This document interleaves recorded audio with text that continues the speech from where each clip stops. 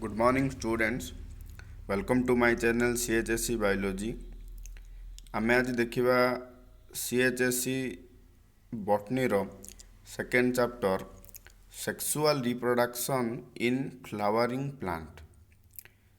CHSC point of view रे ये गोटे बहुत इंपोर्टेंट चैप्टर. ए भितरे मुख्यतः तीनोटी लॉन्ग क्वेश्चन आपण मानक देखिया पय मिलिबो. तो ये चैप्टर को आपण मानक भल से बुझिया पय पड़िबो.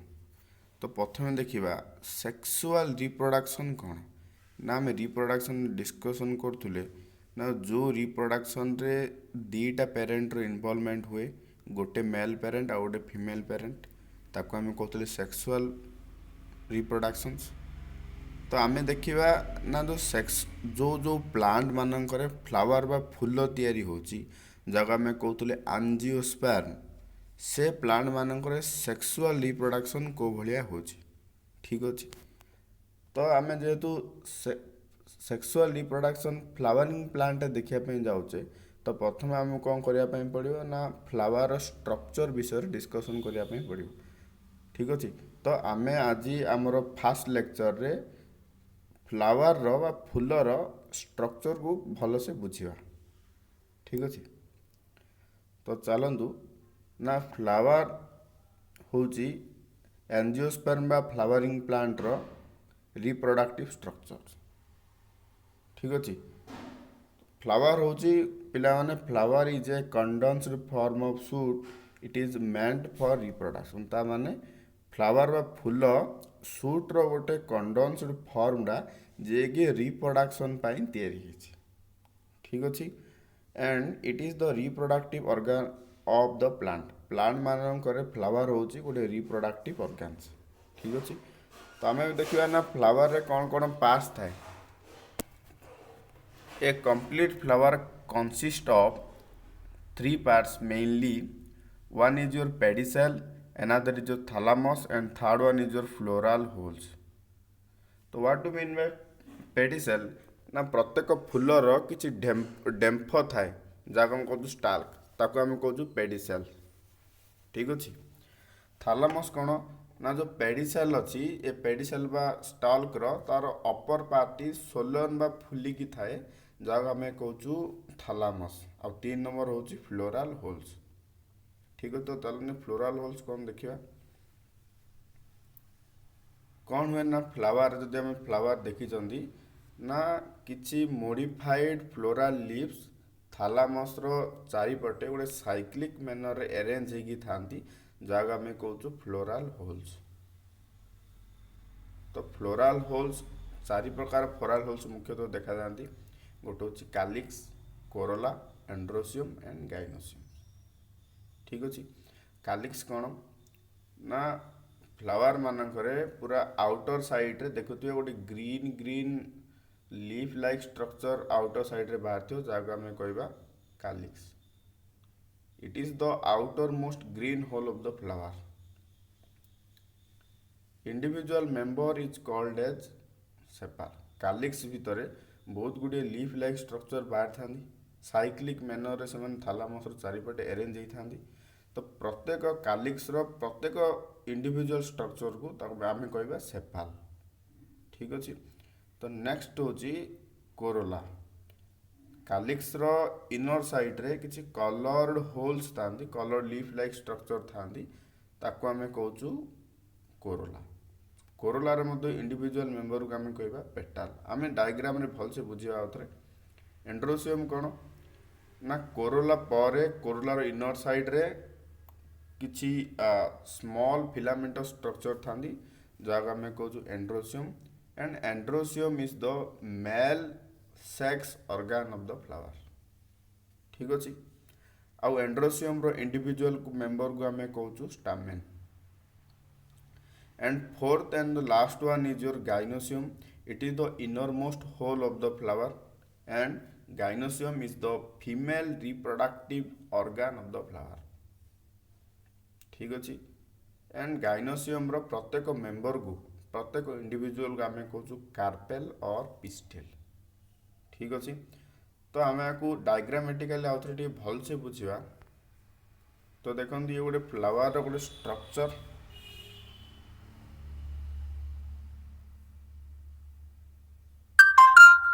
ଦେଖନ୍ତୁ ଫ୍ଲାୱାର ଗୋଟେ ଡେମ୍ଫ ଅଛି, ଷ୍ଟଲ୍କ ଅଛି, ଆକୁ ଆମେ କହୁଛୁ ପେଡିସେଲ୍।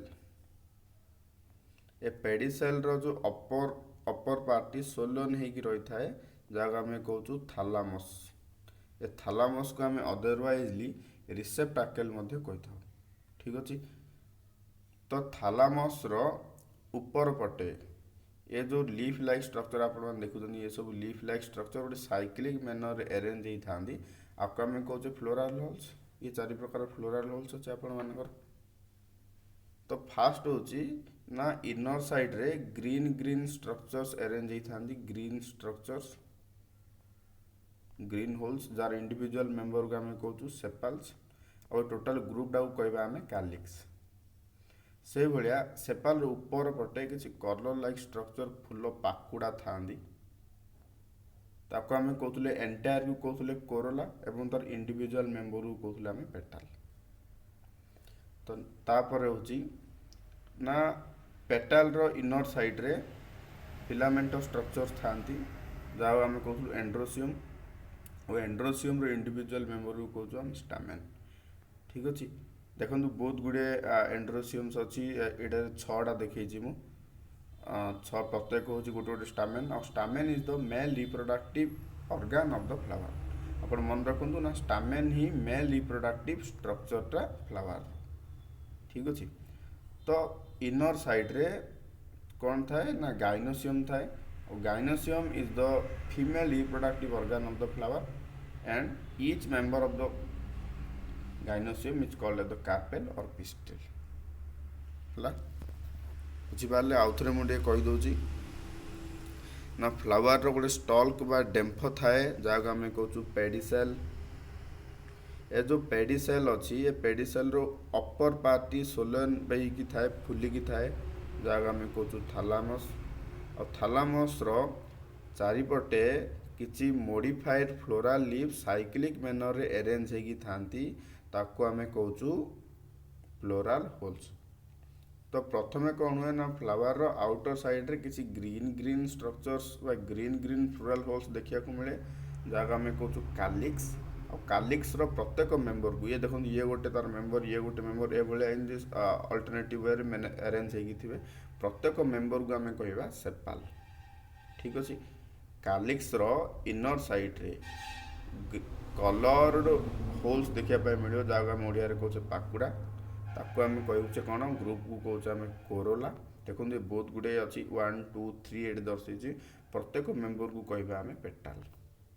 ଆଉ ଗୋଟେ ଇମ୍ପୋର୍ଟାଣ୍ଟ କହିବି ନା, ଯେଉଁ ଫ୍ଲୋରାଲ୍ ହୋଲ୍ସ ଅଛି କାଲିକ୍ସ ଆଉ କୋରୋଲା, ଯେହେତୁ ଏମାନେ କିଛି ରିପ୍ରଡକ୍ସନରେ ପାର୍ଟିସିପେଟ୍ କରନ୍ତିନି, ଏମାନେ ଖାଲି ହେଲ୍ପିଂ କରିବା ପାଇଁ ଅଛନ୍ତି, ତ ଆକୁ ଆମେ କହିଥାଉ ନନ୍ ଏସେନ୍ସିଆଲ ହୋଲ୍ସ। କାଲିକ୍ସ ଆଉ କୋରୋଲାକୁ ଆମେ କ'ଣ କହିଥାଉ, ନନ୍ ଏସେନ୍ସିଆଲ ହୋଲ୍ସ। କ'ଣ ପାଇଁ ନା, ରିପ୍ରଡକ୍ସନରେ ଏମାନଙ୍କର କିଛି ଏସେନ୍ସିଆଲ ଫଙ୍କସନ୍ ନାହିଁ, କିନ୍ତୁ ଏମାନେ ହେଲ୍ପିଂ କରିବା ପାଇଁ ଥାନ୍ତି। ଠିକ୍ ଅଛି।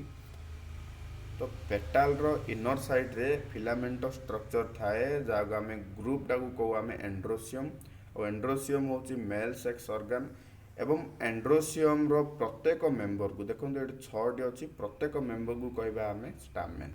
ଇଏ ଗୋଟେ ମେମ୍ବର, ଇଏ ଗୋଟେ ମେମ୍ବର, ଇଏ ଗୋଟେ ମେମ୍ବର, ଇଏ ଗୋଟେ ମେମ୍ବର, ଇଏ ଗୋଟେ ମେମ୍ବର, ଇଏ ଗୋଟେ ମେମ୍ବର, ପ୍ରତ୍ୟେକ ଇଣ୍ଡିଭିଜୁଆଲକୁ ଆମେ କହିବା ଷ୍ଟାମେନ୍। ସେଇଭଳିଆ ଏଇଟା ମୁଁ ଗୋଟେ କାର୍ପେଲ୍ ଅଛି, କିନ୍ତୁ ଫ୍ଲାୱାରରେ କେତେଟା ଫ୍ଲାୱାରରେ ଗୋଟେ କାର୍ପେଲ୍ ଥାଏ, କେତେଟା ଫ୍ଲାୱାରରେ ମେନି କାର୍ପେଲ୍ ଥାଏ। ତ ଫିମେଲ୍ ରିପ୍ରଡକ୍ଟିଭ୍ ଷ୍ଟ୍ରକ୍ଚର ହେଉଛି ଗାଇନୋସିୟମ୍, ଆର ଇଣ୍ଡିଭିଜୁଆଲ ମେମ୍ବରକୁ କହିବା ଆମେ କାର୍ପେଲ୍। ଫ୍ଲୋରାଲ୍ ହୋଲ୍ ଯେହେତୁ ଏଣ୍ଡ୍ରୋସିୟମ୍ ଏବଂ ଗାଇନୋସିୟମ୍ ମେଜର ରୋଲ୍ ପ୍ଲେ କରନ୍ତି ସେକ୍ସୁଆଲ୍ ରିପ୍ରଡକ୍ସନରେ, ତେଣୁକରି ଆମେ ଏଣ୍ଡ୍ରୋସିୟମ୍ ଆଉ ଗାଇନୋସିୟମ୍କୁ ଟୁଗେଦରଲି କହିବା ଏସେନ୍ସିଆଲ ହୋଲ୍ସ। ସୋ ଏଥିରୁ ଆମର କ'ଣ ଆଉ ଗୋଟେ ଇମ୍ପୋର୍ଟାଣ୍ଟ ପଏଣ୍ଟ ଆସିଲା ନା, ଯେଉଁ ଫ୍ଲୋରାଲ୍ ହୋଲ୍ସ ଅଛି, ଆକୁ ଆମେ ଫଙ୍କସନ୍ ଅନୁସାରେ ଦୁଇ ଭାଗରେ ବିଭକ୍ତ କରିପାରିବା। ତ ଯେଉଁ ଫ୍ଲୋରାଲ୍ ହୋଲ୍ସ କ'ଣ କରନ୍ତି ନା, ସେକ୍ସୁଆଲ୍ ରିପ୍ରଡକ୍ସନରେ ପାର୍ଟିସିପେଟ୍ କରନ୍ତି। For example, your androecium and gynoecium is called as the essential whorls. Similarly, corolla and calyx do not participate in sexual reproduction but assist some helps, କିଛି ସାହାଯ୍ୟ କରନ୍ତି। ତ ତାକୁ ଆମେ କାଲିକ୍ସ ଆଉ କୋରୋଲାକୁ କ'ଣ କହିବା, ନନ୍ ଏସେନ୍ସିଆଲ ହୋଲ୍ସ। ଠିକ୍ ଅଛି। चलो नेक्स्ट देखिए।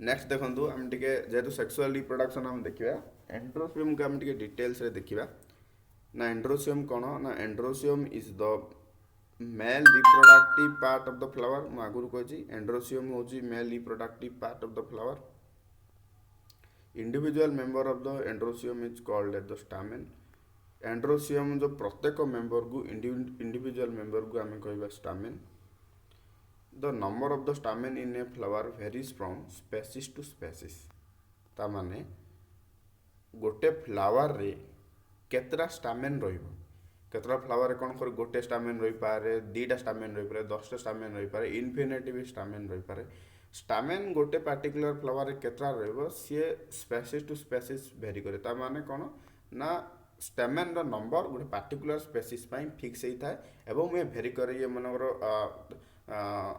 देखुए आपण मैंने रोज देखुए रोज रे infinite number of the androecium थाए केतरा फ्लावर रे कौन थाए गोटे स्टामेन थाए ए भलिया वेरी करे स्पेसीज टू स्पेसीज ठीक अच्छे each stamen consist of 3 parts देखो प्रत्येक स्टामेन कौन थाए आउ थे प्रत्येक स्टामेन रे 3टा पार्ट थाए ये देखो 2टा पार्ट देखाई अपर जो देखुए आप लोब लाइक स्ट्रक्चर दुसुची ये देखो ये गोटे फ्लावर आपको मु गोटे इंडिविजुअल मेंबर को दर्शाई ये अपर जो सोलेन पार्ट था आम कहूँ anther anther is the fertile part of the fertile part of stamen ता माने स्टामेन रो एंथेर कौन फर्टाइल पार्ट ता माने ये कौन करे ना ये आमर मेल गैमिट तैयारी करे तो ताको आम कहवा it is the fertile part of the flower ठीक अच्छे सिमिलारली एंथेर तलपटे गोटे लॉन्ग स्टार्क लाइक स्ट्रक्चर थाए जो स्ट्रक्चर की कौन करे आपण मानकर थालामस सहित कनेक्ट होगी थाए आपको आम कहूँ फिलामेंट ठीक अच्छे और कौन थाए ना एंथेर आ फिलामेंट को जॉइन करथुबा गोटे स्मॉल टिश्यू थाए जहाँ आम कहूँ कनेक्टिव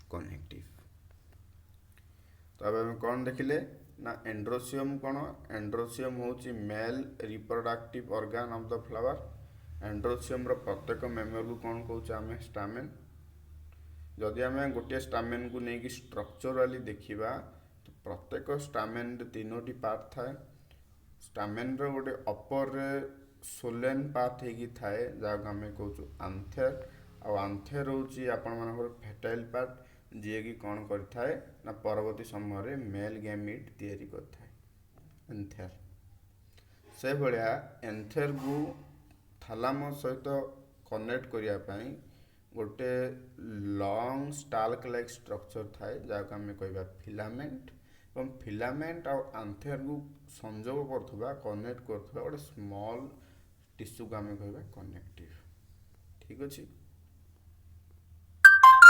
ये गला एंड्रोसियम आम नेक्स्ट देखा gynoecium gynoecium is the innermost floral hall of the flower and gynoecium is the female reproductive part of the flower तो गाइनोसियम होची गोटे plant row female reproductive organ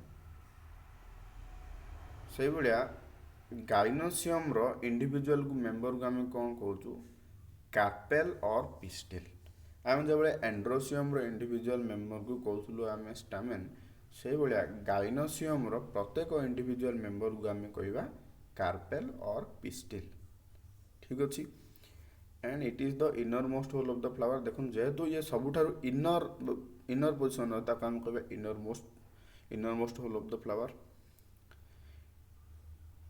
each carpel consist of 3 parts प्रत्येक carpel 3टी part रे तैयारी होती like your stamen कौन था ना अपर रे किसी स्मॉल स्ट्रक्चर था ताको आम कहवा स्टिग्मा स्टिग्मार काम कौन ना ये मेल गैमेट को रिसीव करियो ठीक अच्छे तो तापर पूरा लोअर पोर्शन गोटे सोलेन पार्ट थाए ताको आम कहबा ovary and ovary is the fertile part of the fertile part of the gynecium. It produce female gamete egg.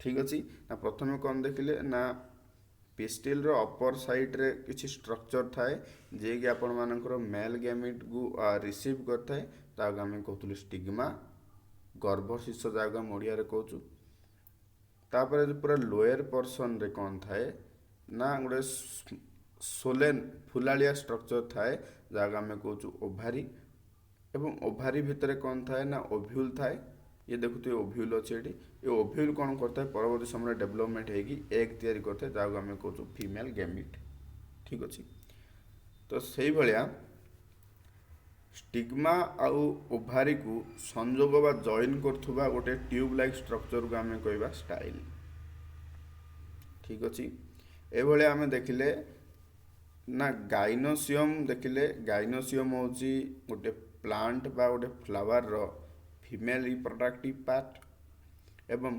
Gynoecium रो प्रत्येक मेंबर को आमे कार्पेल बा आमे पिस्टिल बोली कहि थाउ एवं प्रत्येक कार्पेल तीनोटी पार्ट को नहीं कि तैयार थांती गोटे होची अपर जो पार्ट थाए जे कौन करे ना मेल गैमेट को रिसीव करे ताको आमे कहबा स्टिग्मा ता सहित लोअर पोर्शन रे गोटे सोलेन पार्ट थाए जहाँ आम कहबा ओभारी जे कि आपण मानकर फीमेल गैमिट तैयारी करे से रही थाए एवं स्टिग्मा एवं ओभारी को संयोग करथुबा एक नली आकार रो स्ट्रक्चर को आम कहबा स्टाइल ठीक अच्छी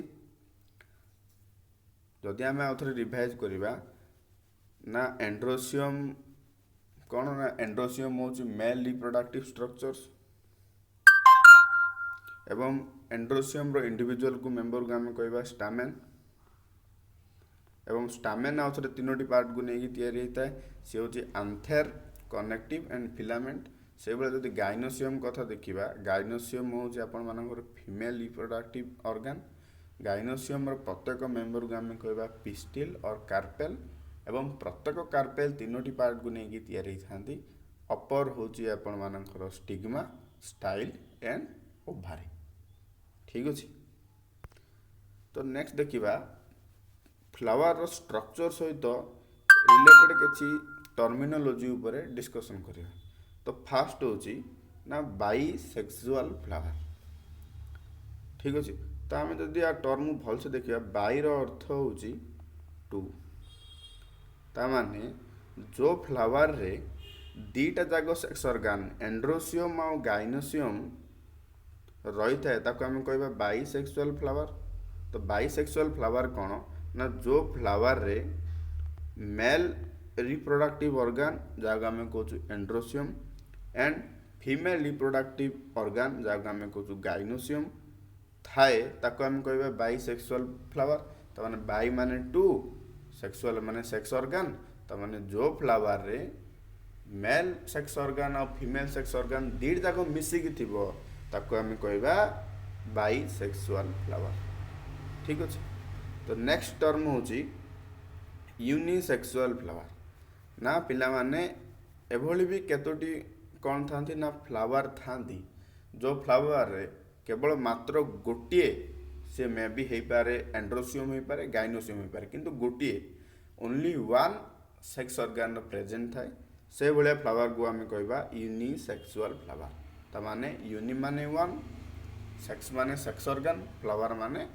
फ्लावर ता माने जो फ्लावर बा फूल रे केवल गोटिए सेक्स ऑर्गन थिबो से मे भी एंड्रोसियम और गाइनोसियम ताको आम कहबा यूनिसेक्सुअल फ्लावर यूनिसेक्सुअल फ्लावर को आम दुई बार विभक्त करि परिबा गोटे होची मेल फ्लावर ता माने जो फ्लावर रे मात्र केवल एंड्रोसियम थिबो ताको आम कहबा मेल फ्लावर ठीक अच्छे ना मेल फ्लावर को आम अदरवाइजली कहू स्टामिनेटेड फ्लावर जेहेतु स्टामिन थाए ताको आम कहबा स्टामिनेटेड फ्लावर से भलिया जो फूल रे केवल मात्र गाइनोसियम थिबो ताको आम कहबा फीमेल फ्लावर ताको आम अदरवाइजली कहि परिबा पिस्टिलेटेड ठीक अच्छे तो आज देखिले आमे ନା ସେକ୍ସ ଅର୍ଗାନର ପ୍ରେଜେନ୍ସ ଅନୁସାରେ ଫ୍ଲାୱାର ଦୁଇ ପ୍ରକାର ହୋଇପାରେ। ଗୋଟିଏ ହୋଇପାରେ ୟୁନିସେକ୍ସୁଆଲ ଫ୍ଲାୱାର, ଆଉ ଗୋଟେ ହୋଇପାରେ ବାଇସେକ୍ସୁଆଲ ଫ୍ଲାୱାର। ତାମାନେ ଯେଉଁ ଫ୍ଲାୱାରରେ ମେଲ୍ ସେକ୍ସ ଅର୍ଗାନ ଆଉ ଫିମେଲ୍ ସେକ୍ସ ଅର୍ଗାନ ମିଶିକି ଥିବେ ଗୋଟେ ଫ୍ଲାୱାରରେ, ତାକୁ ଆମେ କହିବା ବାଇସେକ୍ସୁଆଲ ଫ୍ଲାୱାର। ସେଭଳିଆ ଯେଉଁ ଫ୍ଲାୱାରରେ କେବଳ ଗୋଟିଏ ମାତ୍ର ସେକ୍ସ ଅର୍ଗାନ, ସେ ମେ ବି ଆଣ୍ଡ୍ରୋସିୟମ୍ ହୋଇପାରେ, ଗାଇନୋସିୟମ୍ ହୋଇପାରେ, ଯଦି ପ୍ରେଜେଣ୍ଟ ଥିବ ତାକୁ ଆମେ କହିବା ୟୁନିସେକ୍ସୁଆଲ ଫ୍ଲାୱାର। ଏଣ୍ଡ ୟୁନିସେକ୍ସୁଆଲ ଫ୍ଲାୱାରକୁ ଆମେ ଦୁଇ ଭାଗରେ ବିଭକ୍ତ କରିପାରିବା। ଗୋଟେ ହେଉଛି ମେଲ୍ ଫ୍ଲାୱାର ଆଉ ଗୋଟେ ହେଉଛି ଫିମେଲ୍ ଫ୍ଲାୱାର। ତାମାନେ ଯେଉଁ ଫ୍ଲାୱାରରେ ମେଲ୍ ସେକ୍ସ ଅର୍ଗାନ ଅଛି ତାକୁ ଆମେ କହିବା ମେଲ୍ ଫ୍ଲାୱାର। ସେଭଳିଆ ଯେଉଁ ଫ୍ଲାୱାରରେ କେବଳ ଆପଣମାନଙ୍କର ଫିମେଲ୍ ସେକ୍ସ ଅର୍ଗାନ ବା ଗାଇନୋସିୟମ୍ ଅଛି ତାକୁ ଆମେ କହିବା ଫିମେଲ୍ ଫ୍ଲାୱାର। ଠିକ୍ ଅଛି। ଏଭଳିଆ ଆଜି ଆମେ ଫ୍ଲାୱାରର ଷ୍ଟ୍ରକ୍ଚର ସହିତ ରିଲେଟେଡ୍ ଯାହା ବି କନସେପ୍ଟ ଥିଲା ତାକୁ ଭଲସେ ଡିସ୍କସନ୍ କରୁଛେ। ଯଦି ଆପଣମାନଙ୍କର କିଛି ବି ଡାଉଟ୍ ରହୁଛି ତାହେଲେ ଆପଣମାନେ କମେଣ୍ଟ ସେକ୍ସନରେ କହିପାରିବେ। ଯଦି ନାହିଁ, ମୋର ହ୍ୱାଟ୍ସଆପ୍ ନମ୍ବର ମୁଁ ଦେଇଦେଉଛି ତଳେ, ଆପଣମାନେ ହ୍ୱାଟ୍ସଆପ୍ରେ କଣ୍ଟାକ୍ଟ କରିପାରିବେ। ତ ରହୁଛି, ଧନ୍ୟବାଦ।